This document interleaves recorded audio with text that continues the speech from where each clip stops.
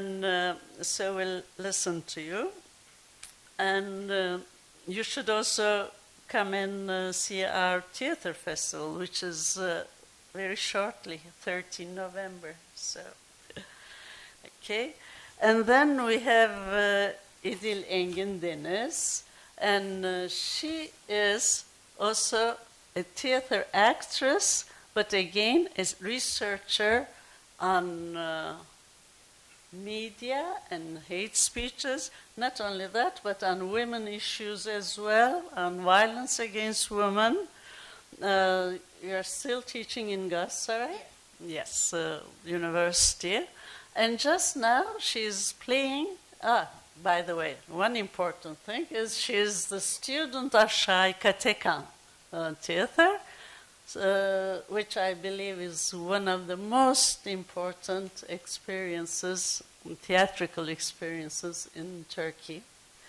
So I'm looking forward to see you play as well, but first I'll give the floor to Peter. Thank you. So much. Thank you so much, Zeynep, for your very kind introduction. And I'm just measuring the time for myself so I can keep it. And so thank you so much for your very kind introduction. And I would like to say how much I am moved to be here, and that you probably know that in Hungary there are all sorts of difficulties with human rights and government-generated hatred and restrictions to constitutional democracy. So it's often difficult to keep up the good work for these values, even with a heartfelt commitment. And being here gives me uncomparable energy to continue, and I really mean it. Dink is a wonderful example, and the work the Dink Foundation is doing here is also a wonderful example, and I am also very much honored to be here with Zeynep and İdil. So thank you so much for the kind invitation. And I will go through a list of questions that Pinar very helpfully provided when we were preparing what shall I speak about, and I try to make it as useful as I can, and will include some performances as well as the highlighted. What I would like to highlight is that art, especially participatory art, may be the most powerful mean we have to counter so-called hate speech. And I start with a very short mapping of how so-called hate speech and discrimination looks these days in Hungary and Central East Europe. You may have noticed by now that I always say so-called hate speech. In writing, I would always put hate speech into quotation marks, and I decided to do it almost 10 years ago because I suggest with that it's good to be cautious about the definition, because often whatever speech is labeled like so-called hate speech may be prohibited by governments, and such regulations can be abused. So often speech by discriminated against minorities can be labeled like so-called hate speech, and so I just want to be careful with any what I call viewpoint-based or content-based definition of so-called hate speech, especially when it comes to authorizing all governments to use the heaviest legal mean, criminal law, to restrict all freedom of speech. Just to provide an example, with the very widespread anti-Roma discrimination, with the most shameful part having Roma Hungarian children segregated in school in Hungary, if a Roma rights activist, either Roma or not Roma, angrily shout that I really got enough of this fucking racist society, and something like that. And then what if the majority, which happened to be prejudiced very sadly and shamefully against Roma people, part of which is sort of ignorance and people are misled but still responsible for such views. So what if the prejudiced majority prosecute the minority rights activist for so-called hate speech? So I just say that we should be careful about it. That's why I use the word this way.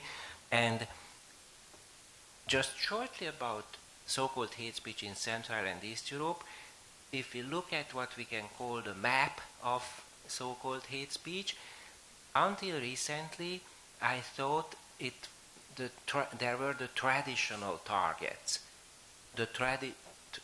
those minority groups which has been traditional targets in Hungary, for example, and then basically it was like anti-Semitism, anti-Roma, and anti-LGBTQI.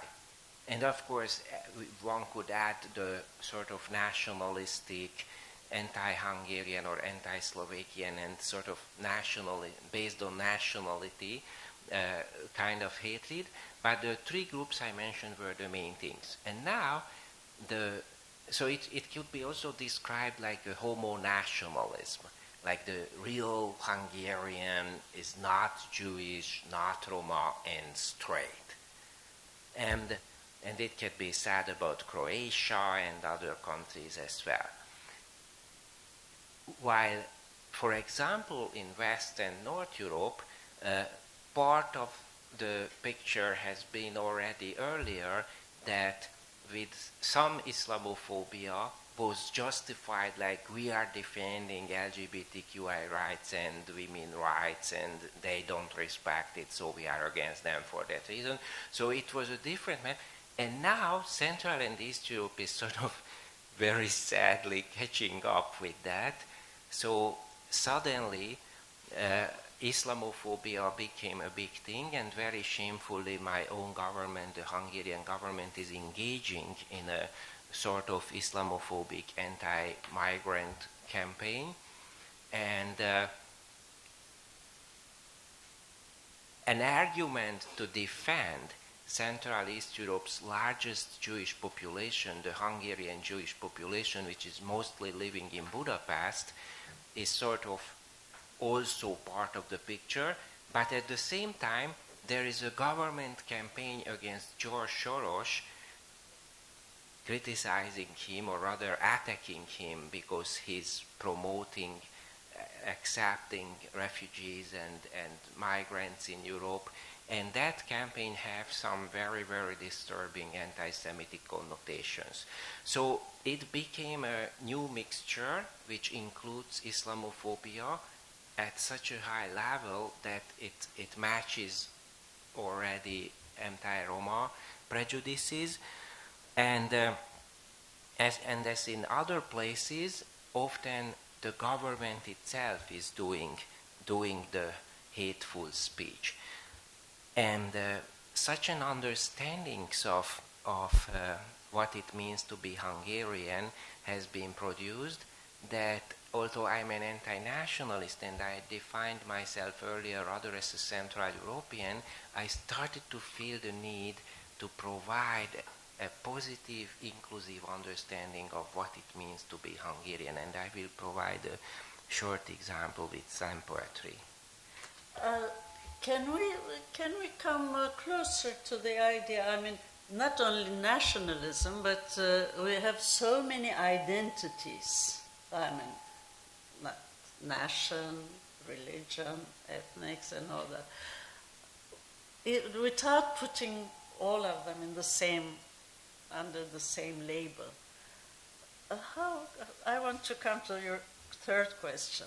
How can art and performance and theater can encounter all these risks? Yes, thank you. Yes, I came to the idea, I worked a lot on the constitutional legal boundaries of so-called hate speech. I mentioned only in one sentence that the two main school of thought there is, one is to prohibit such speech based on its content or the viewpoint of the hateful speaker. The other is to say that we have to respond to such speech, we shouldn't ban it, and we should ban it only when it creates imminent danger. And with all difficult struggle inside me, I have been supporting the second approach, that we have to hear, we have to let to be expressed all ugly hatred and respond to it up to the point where there is time to respond, and here comes art. So I believe for a long time that art, as I said at the beginning, is our best chance, because those who generate hatred, prejudices against groups, especially against minorities, of course, with scapegoating, manipulate audiences and sort of have an impact on emotions and frustrations and the vulnerable psychology of all of us. And although I really believe in eloquent rational argument, it may be in some disadvantage against the demagogue, manipulative, hate-mongering. And I believe art is not in disadvantage. I think no speech is stronger than art, and I hope and I believe that especially participatory art like slam poetry, poetry which is written or built up at the first place for having been performed live to audiences, and I will provide a quick example, and participatory theater like the hate speech monologues. Yeah. Maybe you should explain what slam poetry is to our audience. Yes, so slam poetry is, so it's like, imagine that you write poetry, but you want to reach out to people, not only to having your poetry printed or posted on the internet, but you want to recite it yourself to 30 people, 50 people, 100 people in a room, and want to hear their reactions right there. So that's slam poetry, and anybody can be a slam poet. One difference is that if you want to have your poem printed, let's say in a journal, then you send it to the editors, and the editors may, and I don't mean to attack the editors for this, but the editors may say, they may be even a little rude. They say, how you dare to send this to us, or something. But some editors are tough, but some may be encouraging and tell, oh, you should practice a lot more before sending anything. So in slam poetry, that's not the case. You sign up, you go to the mic. No doorkeeper tell you that you are not good. The people in the room with their reactions will tell whether you shared something valuable. And so it's very democratic in that sense. And it's very participatory. Often it's a competition, and in the competition, 5 people from the audience are the jury, and they decide who were the best that night. And also the slammer, the performer, can include the audience. And here I thought maybe if I can later at the end we will do some example from the hate speech monologues, but I thought that just like in 1 or 2 minutes I would show what I call a participatory slam about freedom. Can I do it now? Thank you.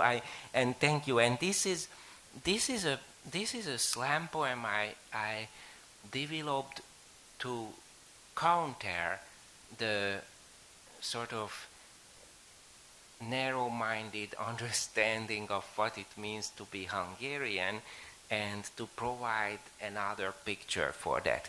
And the participatory way is that I always ask the audience to say free so I ask you to say free in your own language, which here would be so that maybe there would be more versions of free. And so can we do a rehearsal? When I say raise my hand, please say free in whatever language you wish. Thank you. And please say it in a way like freedom depends on how you say it. One more time. Özgür. Thank you very much. And so the way it will work, that I will ask you to say it many times. I will try to keep it not too long, and I will also always attach a line. Okay, let's try it. Özgür. Word remix. The Özgür. Hungarian is taking shower not only in water but also in words, and is not at all like the one who fears censorship. The speech is Özgür. as the kiss, also the LGBTQI kiss. Özgür. As the one who doesn't care about the skin color of her lover. Özgür. As the one who doesn't hide her lover from her family. As the one who doesn't have a head of the family in her family. Özgür. As the emancipated woman. Özgür. As the one who knows that Roma people who have Hungarian identity as well are also Hungarians. Özgür. As the one who doesn't have prejudices. Özgür. As the one who sees everyone else as equally Özgür. as herself. Özgür. As the one who knows that the equally Özgür. other is sister or brother. Özgür. As the not growing sustainable economy. Özgür. As the one who doesn't have 4 wheels as she's biking. Özgür. As the one who doesn't live for the appearances. Özgür. As the one who doesn't waste energy for ironing clothes. Özgür. As the one who doesn't have a tie which points to his genitals. Özgür. As the one who knows that having shoelaces in all shoes is not enough to be Özgür. Özgür. as the flying universities during the communist dictatorship in Hungary. Özgür. As all universities. Özgür. As all schools. Özgür. As all taught. Özgür. As all civil society organizations which are little circles of Özgür. dome. Özgür. As all branches of the long-armed plane tree on Margaret Island in Budapest. Özgür. As the only living creature which knows about her own death when she recognizes that this knowledge is also a source of Özgür. dome. Özgür. As the poet whose strength is her weakness, as Allen Ginsberg says. Özgür. As the bird when she can fly the way she wants. Özgür. As the turn of the river. Özgür. As the one who doesn't want to be put on the assembly line of the non-existent God. Özgür. As the one who's so beautiful in the Transylvanian prisonal folk song, as she walks. Özgür. Lee. So it goes like this. I don't know. Thank you so much. You were a wonderful, wonderful chorus. Thank you so much. And thank you so much. It was so nice to hear repeated. And yeah. So and the end is like the last line is like people say free, and then I finish by saying like true, beautiful, and Hungarian. Kind of taking it back, that free people can be Hungarian. And I'm reaching for traditions to support the idea. So the argument wouldn't be like no, no, no, no, if you are Hungarian, you don't like those liberal ideas and you want a homogeneous nation state. No, I'm reaching out for different traditions. So this is the slam poetry example, and how I came to that, which is one of the questions that Pinar put. I came to that, oh, it's a long story, so I cut it short, but so from the end of 80s, I was a politician in Hungary. I was a co-founder of Fidesz, which is the current governing party in Hungary. I was in law school together with the current prime minister. We were roommates in the dormitory. We were members of the leadership together, and we were in the parliament together, and we were changing the institutions after the Berlin Wall went down, after communist dictatorship ended, and we started to create the democratic structure. But already then, when we distributed the working fields in the leadership of our human rights youth movement, others wanted me to be sort of like someone responsible for keeping contacts with the other political organizations. Maybe I should have taken that, because then I could have saved perhaps the party from becoming what it is today. But then I choose to be responsible for the cultural, artistic activities of the party. And why I did that was because already then I thought with friends, close friends, that we should inspire change of way of thinking. And I am very conscious not to put it like we should change way of thinking, because of course I am aware of agency of everybody, even people with prejudices. I may harbor some prejudices myself that I am not aware of yet, and the hate speech monologues and slam poetry are artistic platforms to come to terms and realize our own prejudices and bring ourselves to understand that, as Asulis Karaca, who is one of the recurring performers from Istanbul in the hate speech monologues performance as a student at the Central European University, as she put, hate is within us. So in a way, that's the point to start with, that I think that if we think about it, that there are bad others and then there are the cool us, it may be true in some situations or in many situations, but I think it's important to realize that as humans, we are all potential monsters, at least it seems to me, and these artistic activities can enable us to recognize that and somehow reflect on the prejudices. So the long story started then, that I was already way back when we started to create democracy. I thought that cultural activities are key, and like 7 years ago, after working a lot on the constitutional legal boundaries of so-called hate speech, I came to the idea that, as I said, we should prohibit such speech only when it creates imminent danger, and we should respond with art. And then I organized the Slam Poetry Night between New York and Budapest, and actually I would love to do one between Istanbul and Budapest. There was live internet connection in New York, in the Lower East Side, in a famous anarchist theater, the Living Theater.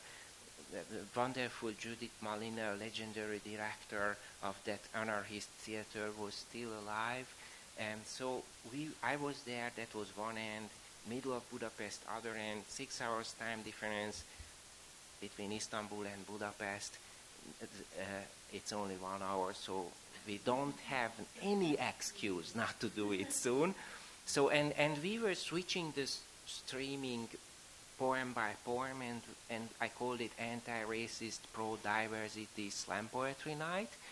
So that's how I started slam poetry, and 2 years later, I came home from New York, and we will read with Oslo the poem that I wrote for that occasion, and which was part of the hate speech monologues performance at CU several times. In the first performance in 2013, when we were discussing with the CU students how to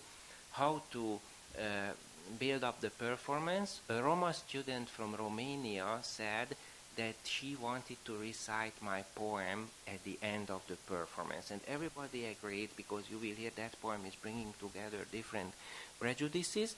And how I figured out the performance was that in 2012, I was asked at the Central European University to focus my course on free speech entirely on so-called hate speech. And already before that, I always asked students in my course to do real-life exercises, so test their ideas in reality. And so then I asked them to pick a real-life example of so-called hate speech and test a real-life response. And I wanted to make sure there is an option for an artistic response. So then I figured out this performance and offered the students that those who wanted could participate in the performance, and that was part of their coursework. So that's how we put together the first performance. So do you think, should we invite a student, Aslı, from Budapest to do the now, or should we, because we have overrun our time, or should we first let İdil the performance? Okay. Yeah, let's. And while waiting for Aslı Karaca, I just want to say something. We once had an organization, we still have it, Win Peace, Women Initiative for Peace, where we used to do conflict resolution seminars with young people between Greek and Turkish students. And the Turkish student would defend the Greek political views, and the Greek students would defend the Turkish views, which really helped a lot. Oh yes, thank you. That was a good idea. That is. I got this. It came to my mind while listening to you. No, that was some 10 years ago. We started to do that. Thank you very much. Yes, I heard from an American friend they were doing something similar. Would maybe you come chair here to my place? Or? But you should have some light too, and maybe at some point. Thank you. I can also sit there. We'll bring a chair. Yeah. While the chair is coming, I just mentioned that in the second performance in 2014, an Armenian student from the Legal Studies Department of the Central European University dedicated his whole performance to Hrant Dink. So he was talking about Hrant Dink and his work and what happened to him and the demonstration, the solidarity demonstration afterwards, and at the end of his performance he went off stage and he hugged a Turkish student in the audience. So it was a very moving performance, showing deep respect to Hrant Dink and also sort of expressing a deep wish for reconciliation. So yes, thank you so much. And as I said, Aslı has been one of the most often performing students, and if you don't mind, I mentioned just in one sentence that she's about to defend soon her dissertation at the Central European University on Islamic women movements in Turkey and Egypt. So her academic work is also related and informing her participatory art.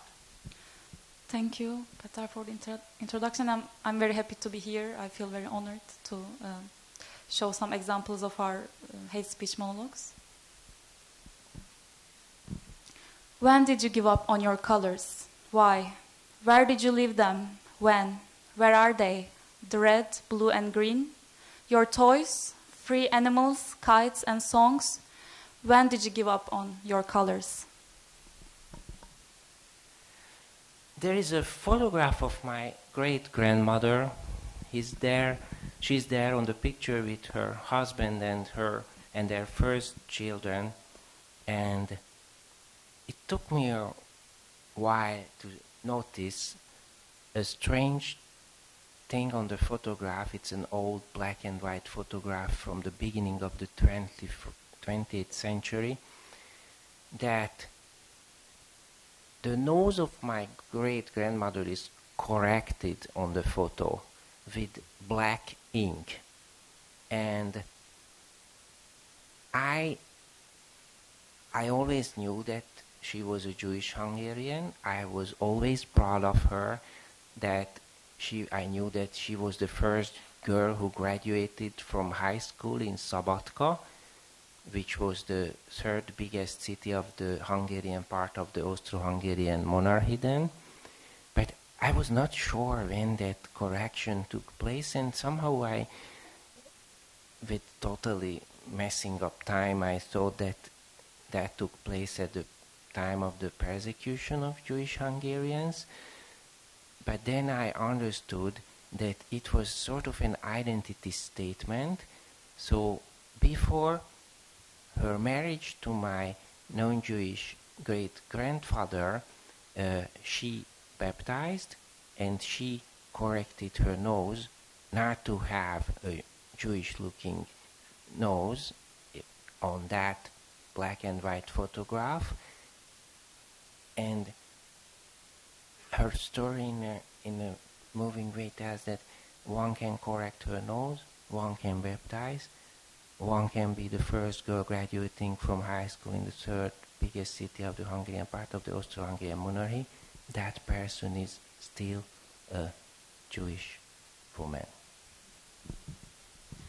Has it always been more difficult for women to dissent from authorities? Do women show dissent more easily with mundane action, like retreat or food dragging, rather than by words? And if a woman writes up words indeed, is it easier for her to write about a simple life that she desires, the right to be alive, not harassed, or her right to education and work, rather than to write about her questioning and dislike from authority, political or religious, or the religion or the system itself? Is it less likely for women to blaspheme? A historian answered me back, not necessarily, but then why, in a lecture handout he gave to us about history of free thinking, are there 3 pages of names of free thinkers and heretics around Europe, Mediterranean and Asia, but not a single woman name? Where are you, Hypatia? Why did they kill you in Alexandria? You had immersed yourself into mathematics, astronomy and philosophy. Why don't we know your name and your accomplishments? And the ones who learned about you did so late, much later than Copernic, Ömer Hayyam and Galilei. Women's free thinking, why is it so obscure? As the historians say it is. Do we still need to worry about our bodily safety first? Can I personally dare to be visible with dissent?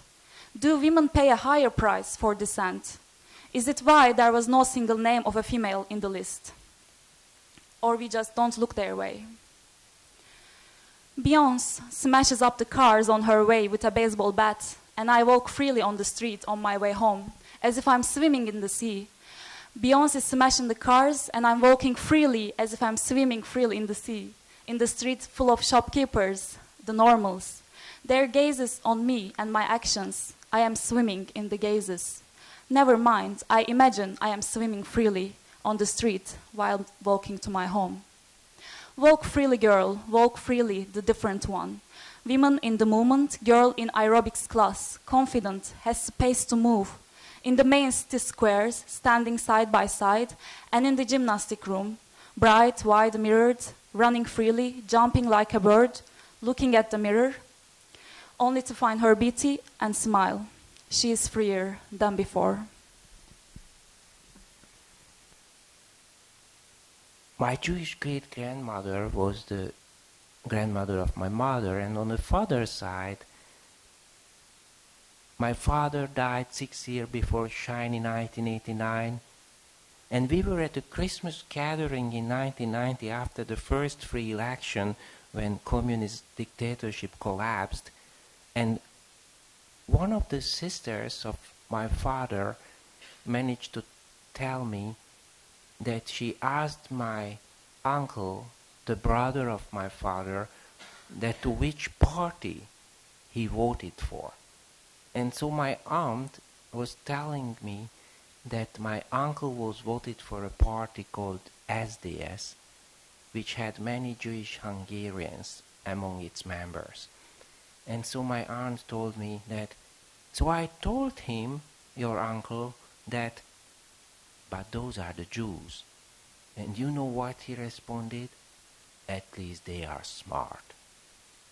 So there was that story in that Christmas gathering, and I keep wonder whether my aunt, the otherwise kind sister of my father, knew where she was, in which apartment, which space she objected to voting for a party because there were Jewish Hungarians among its members and yes, among its leaders.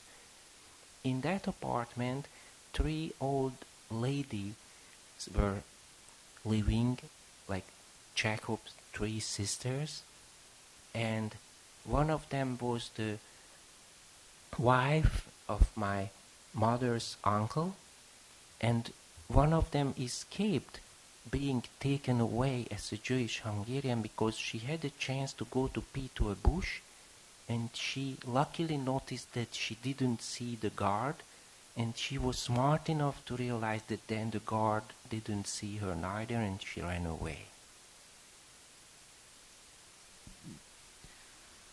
Some of the lines in this poem were inspired by Udi Aloni's Forgiveness movie from 2016. It's a very human perspective to the Palestinian-Israeli conflict.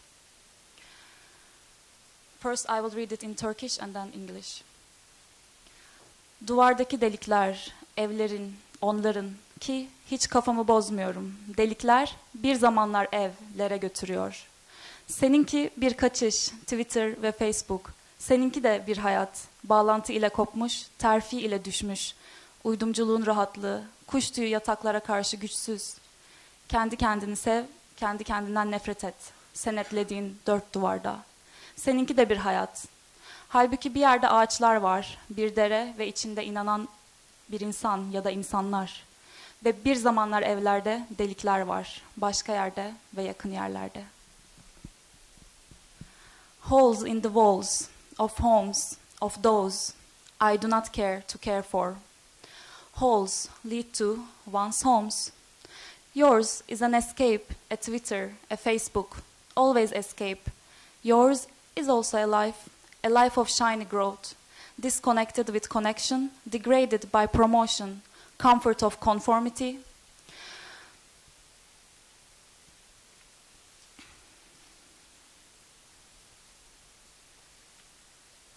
Powerless against feather beds, self-love, self-hate, inside 4 walls that you had mortgaged. Yours is also a life, while there are trees somewhere, a free river that is not bounded yet, and inside the river there is a believing human, and there are holes in one's homes elsewhere and in nearby.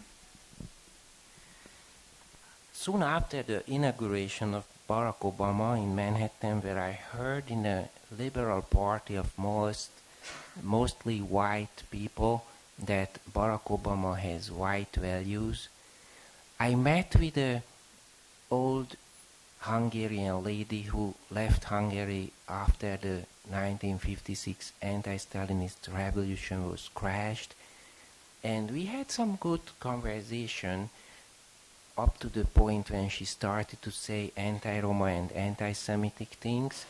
She didn't say Islamophobic things yet because that was not a fashion yet there in Hungary, and she started to deny the Holocaust. And then she said things like only a few thousand people were taken away and half of them came back. And when I challenged her on that, she looked at me and asked, Peter, tell me, how many percentage of Jewish blood you have? 25, 50. And I don't know why my Jewish great-grandmother decided to show up in that room in Manhattan that evening. So I told that racist woman about my Jewish great-grandmother, and then in an awkward moment of sense of humor, she responded, "Oh, then you are like Barack Obama."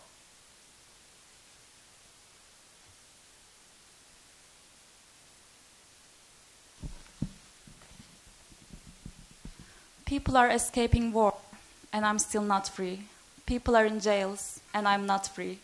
People are in hunger strike in jails, and I'm not free. The truth and lies have long been entangled, and I have for long been confused. The best of the feelings are exploited and ruined, and I'm still not free. Still I am tangled and dependent on my fears.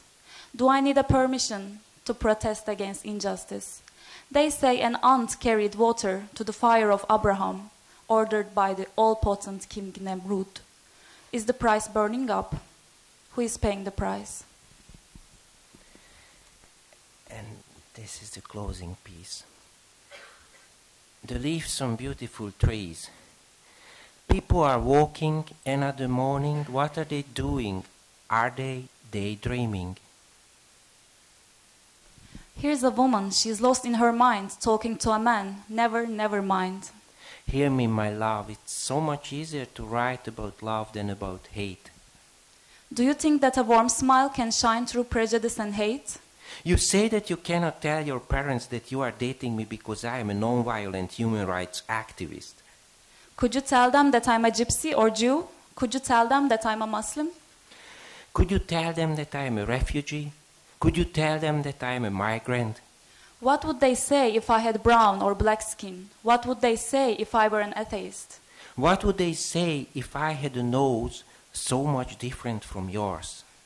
What would they say if I was one of those whom they dehumanize while not even apologize? And plant eyes. Would your people punish you more for a sacred love if you were a girl? Would they burn you as a witch? Would they cut your hair or stone you to death? What would your people do to you if you were gay? My people? I'm not sure about my people. When you say it's so human, you mean hatred of the other? You mean cruelty and darkness? You mean fear of freedom? Or you mean sharing respect? You mean learning from the other? You mean joyful light? You mean freedom from fear? What would they say if they knew that we made love? What would they say if they knew that I wanted you to fuck me? What would they say if they saw that we are so different? Would they understand that we are the same? Same as the water in the river, and the leaves on beautiful trees, as people on the New York subway. What would they think, and what would they say? Thank you very much.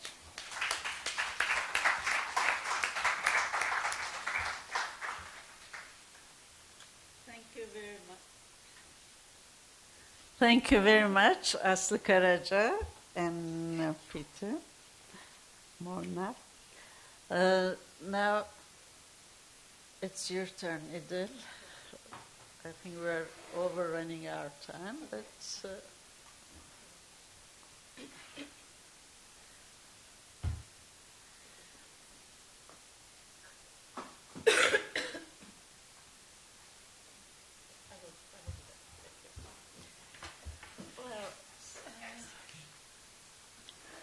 I will try the method, the way. The eventual way, they're not hearing me, but normally.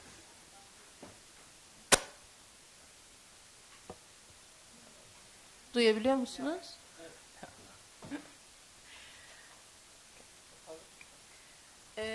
The method that I will try to talk today involves the participation of the public, but my presentation will not do that. Will not ask you to participate. So this is a very weak point of the presentation. But I will try to underline the importance of the participation of the public with art, maybe. So the main question is, can the theater be a way to struggle against hate speech? And I will talk about the theater of the oppressed of Augusto Boal. I think there are very similar. This is a very similar approach to Peter's way of hate speech monologues, but there are a lot of differences also. And one of the most important things is to keep the art part in that. It must be something artistic. It must be some art in our way of struggle, if we are talking about struggling against hate speech with art. So we will maybe try to find that where the art begins, where the propaganda or where the political ways of struggle starts. This is one of the questions. And I want to start with a quotation from Boal. We are all actors. Being a citizen is not living in society, it is changing it.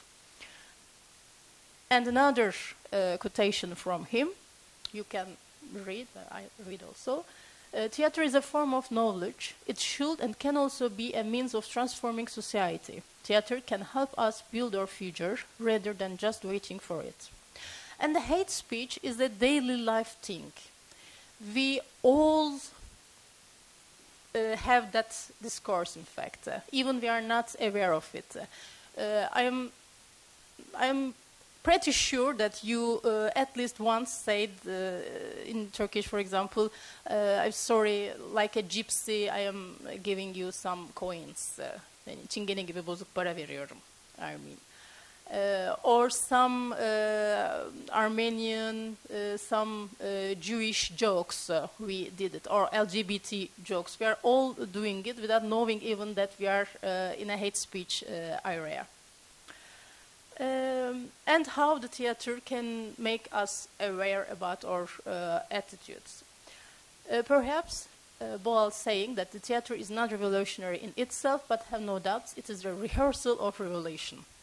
So I think it's very important also to touch the public. But which public? There are a lot of publics that we have to touch. And I think the initiative of Peter can be an example for Turkey. For example, I didn't think about that before, but now I am thinking about talking with the Club of Theater of the university and also Club of the Communication of the university, if they cannot cooperate to have such initiatives, especially on the way of Boal,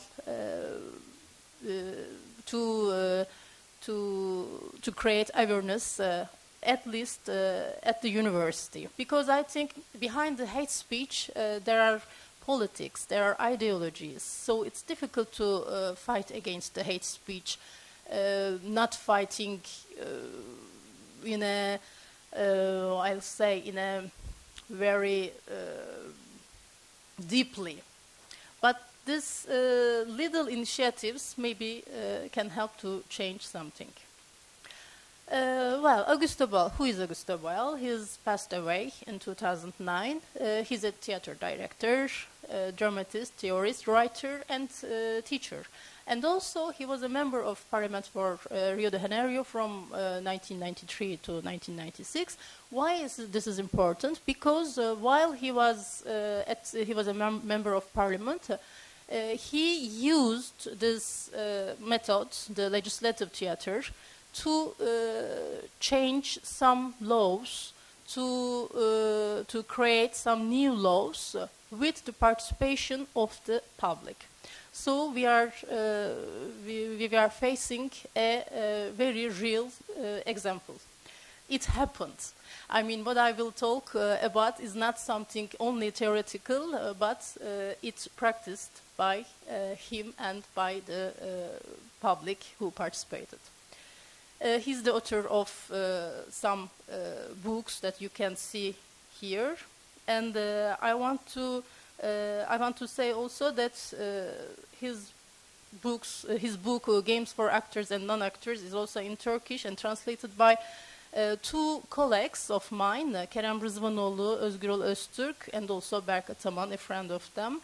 They are all from Galatasaray University. So we can say that at Galatasaray we have a Boal tradition, and also there is another researcher who is working on legislative theater, Eda Aslı, and her work helps me a lot to do this presentation. So I just wanted to say their name, and you can use this name to find their works about him, about Boal, if you are interested. This is a general view of the theater of the oppressed.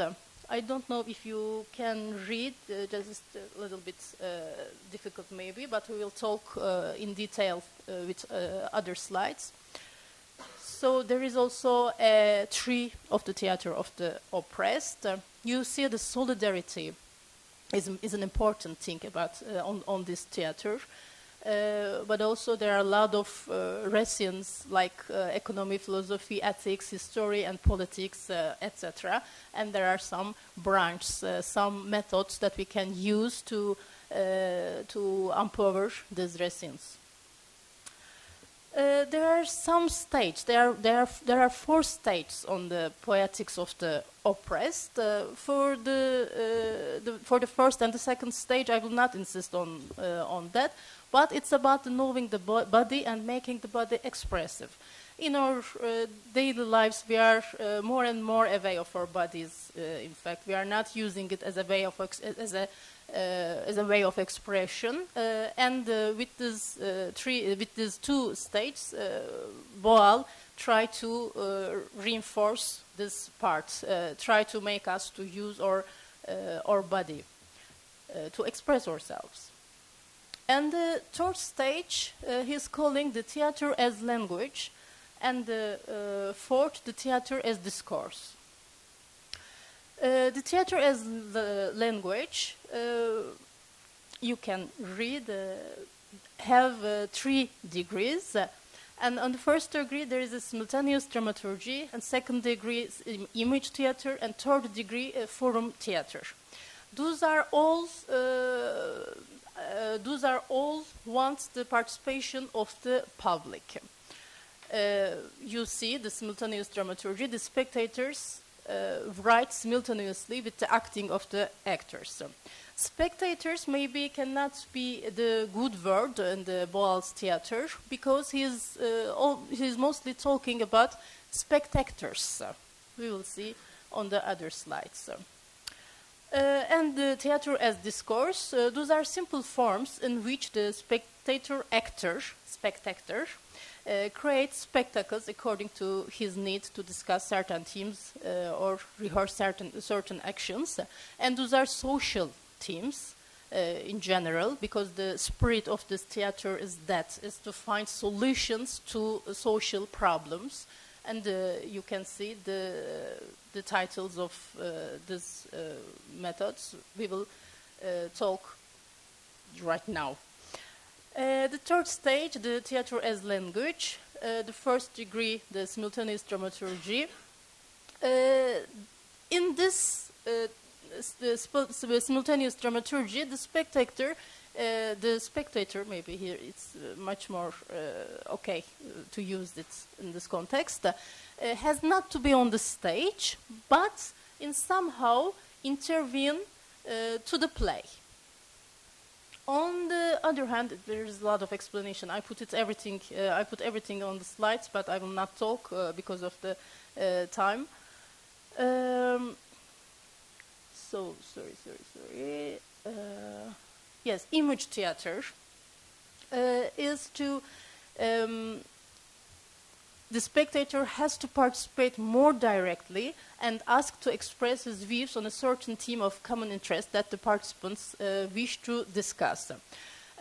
One other thing that I want to underline, there can be some similarities about Boal's theatrical approach and Habermas' public sphere, for example. Habermas' public sphere is a much more classical way, but there are some other researchers, like a French professor, Bernard Miege, some researchers are trying to develop this concept of public sphere, and they are now talking about societal public sphere. And they are talking now about different ways to participate to the debates and to make consideration the emotions and the other ways to express, the other ways of expression of the public. So I think it can be very interesting to think the two things not separately but together. Yeah, sorry, I'm not so alışkın. I'm not so used to speaking English, so I'm sure that I'm making a lot of mistakes, and I'm a little bit. Thank you. The image theater and the forum theater. This is a dynamic place of interactivity. The most famous word of our days, the interactivity. But the interactivity existed always. But maybe on those days, it's the immediacy became much more important. Because before, especially on the newspapers, for example, it's we are a lot of discussing that the interactivity is a very important thing, etc. But before the internet, also the people were sending letters to the newspapers, to the journalists, etc. And they were having answers. The interactivity existed, but the immediacy now changed something, especially about on our ways of consummation of the news, I'll say, and consummation of the information. And the forum theater is an interactive place through direct action and social change, where the actors and the authors and spectators become spectators. So, another quotation from Boal. He is saying that spectator is a bad word, and we need to humanize the spectator to restore to him his capacity of action in all its fullness. He too must be a subject, an actor on an equal plane with those generally accepted as actors, who must also be spectators. The difference, what is the difference between Brecht, for example, and Boal? Brecht was showing us the other side of the scene, was showing us that what was happening on the scene was a play, was constructed, etc. I'm saying very shortly. Boal insists to participation, insists about the participation, a real participation of the public and in real time. I mean, now you can say that, stop, you are saying something stupid about Boal in this context, I mean, and you can correct me, and you can advise me something else about the subject that I'm talking. The forum theater, another important points of the forum theater. Actors perform a short play about a social issue, how we are doing the forum theater. A joker explains rules of the game and starts the play again. And as I said just now, a spectator can yell, stop, and interfere on scene. Becomes a spectator. That person improvises with an assent to try out a different set of consequences. So the game, the play can change. On the other hand, I will try to go very, very quickly because I don't have a lot of time.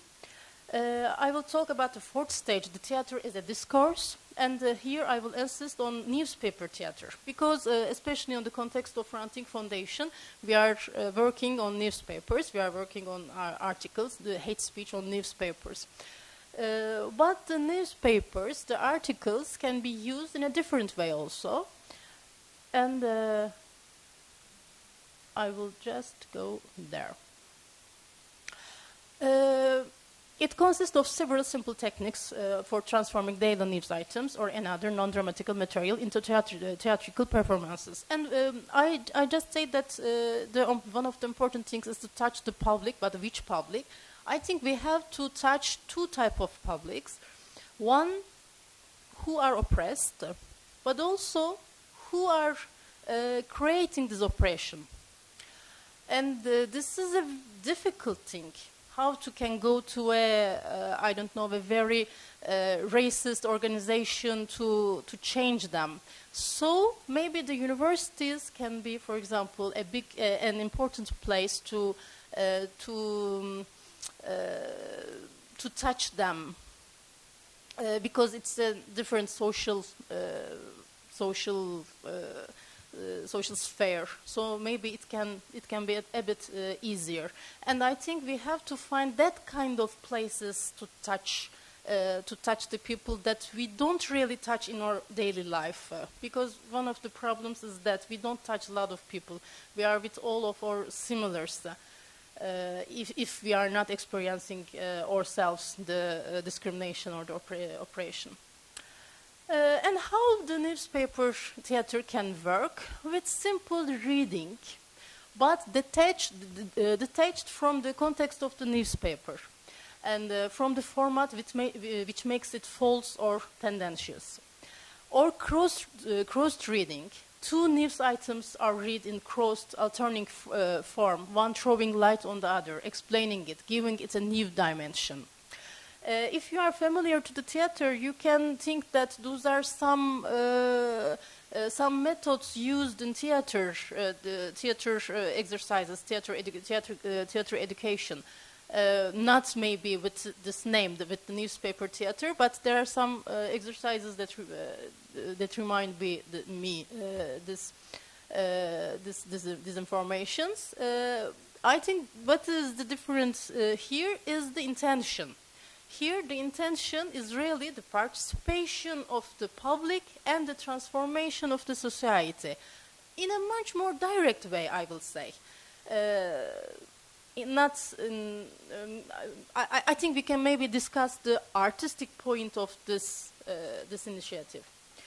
And the complementary reading, data and information generally omitted by the newspapers of the ruling classes are added to news. The rhythmical reading, we can use the music, the musicality to change, to transform the articles as a musical commentary. The news is read to the rhythm of the samba, tango, Gregorian cant, etc.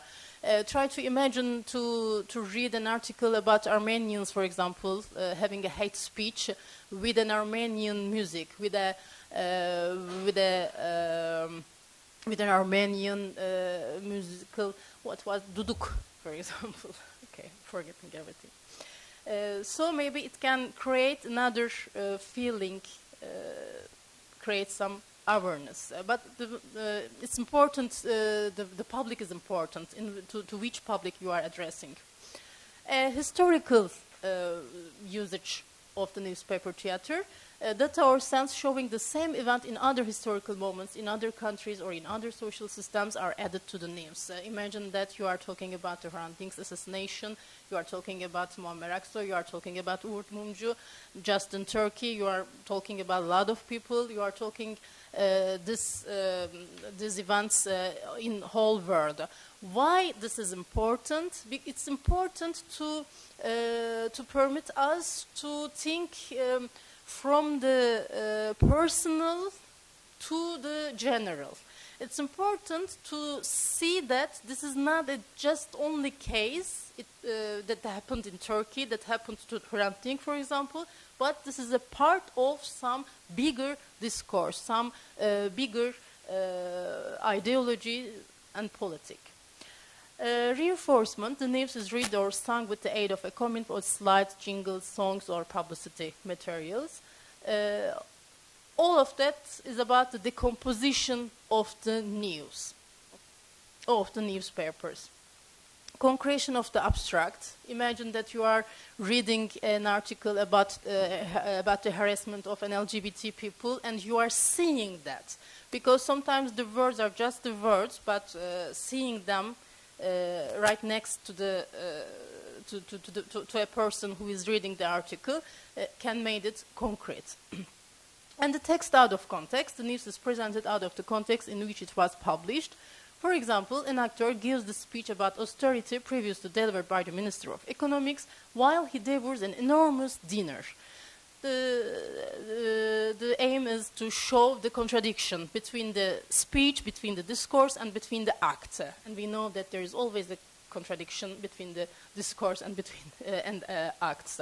So here is the example of the minister, and the minister's word becomes demystified. He wants austerity for the people, but not for himself. I can say the parallel action and the improvisation also are other ways to do the newspaper theater. As I said, I can say a lot of things, even if it's difficult in English for me, but I will cut here. Thank you very much for your attention. Thank you, Idil.